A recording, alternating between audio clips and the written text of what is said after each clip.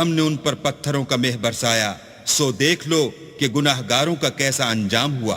اور مدین کی طرف ان کے بھائی شعیب کو بھیجا تو انہوں نے کہا کہ قوم، اللہ ہی کی عبادت کرو، اس کے سوا تمہارا کوئی معبود نہیں۔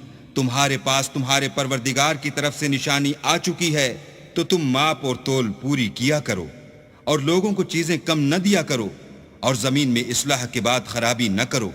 اگر تم صاحب ایمان ہو تو سمجھ لو کہ یہ بات تمہارے حق میں بہتر ہے، اور ہر رستے پر مت بیٹھا کرو کہ جو شخص اللہ پر ایمان لاتا ہے اسے تم ڈراتے اور راہ خدا سے روکتے اور اس میں کجی ڈھونڈتے ہو۔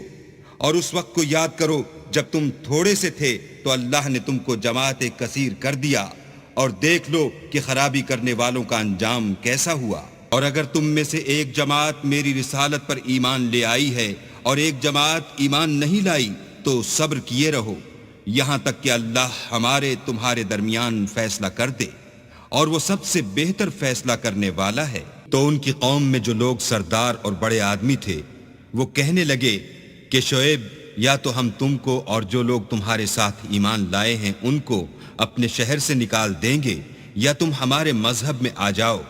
انہوں نے کہا، خواہ ہم تمہارے دین سے بیزار ہی ہوں تو بھی اگر ہم اس کے بعد بھی کہ اللہ ہمیں اس سے نجات بخش چکا ہے تمہارے مذہب میں لوٹ جائیں تو بے شک ہم نے اللہ پر جھوٹ افطرا باندھا، اور ہمیں شایع نہیں کہ ہم اس میں لوٹ جائیں۔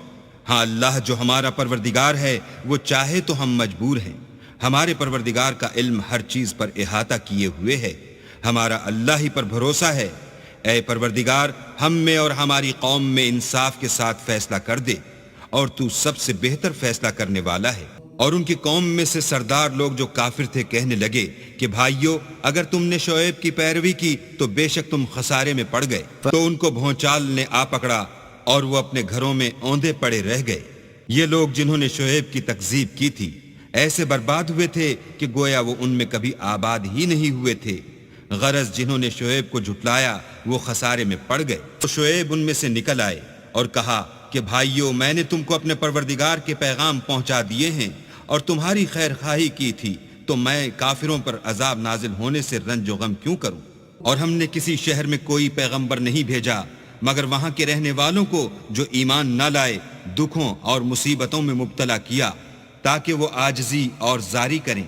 پھر ہم نے تکلیف کو آسودگی سے بدل دیا، یہاں تک کہ مال و اولاد میں زیادہ ہو گئے تو کہنے لگے کہ اسی طرح کا رنج و راحت ہمارے بڑوں کو بھی پہنچتا رہا ہے، تو ہم نے ان کو ناگہاں پکڑ لیا اور وہ اپنے حال میں بے خبر تھے۔ اگر ان کی بستیوں کے لوگ ایمان لے آتے اور پرہیزگار ہو جاتے